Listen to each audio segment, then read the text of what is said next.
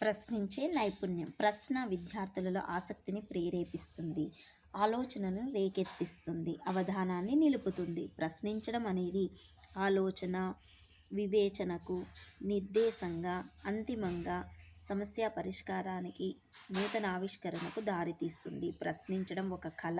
ఇది చాలా ముఖ్యమైన బోధనా నైపుణ్యం. ప్రశ్నించడం, ప్రశ్నలు వేయడం ద్వారానే ఉపాధ్యాయులకు విద్యార్థులకు మధ్య ఒక సంబంధం, సదావగాహన ఏర్పడతాయి.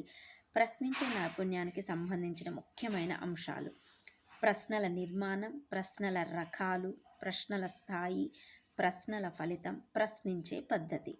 ఇందులో ఉండే వాంఛనీయ ప్రవర్తనలు: స్పష్టమైన సూటి ప్రశ్నలు, దోషాలు లేని వాక్యాలతో ప్రశ్నించడం, సరళమైన భాషను ఉపయోగించడం, లక్ష్య సాధనోపయోగతను కలిగి ఉండటం,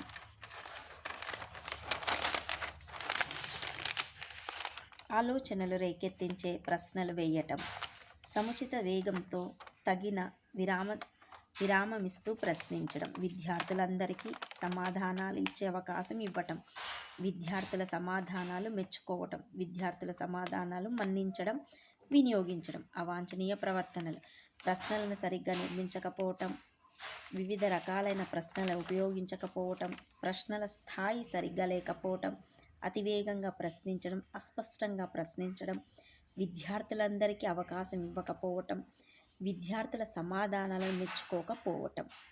ఇవి అన్నమాట. Okay, thank you friends. ఈ వీడియో కనుక నచ్చినట్టయితే లైక్ చేయండి, షేర్ చేయండి. Please subscribe my channel. Thanks for watching.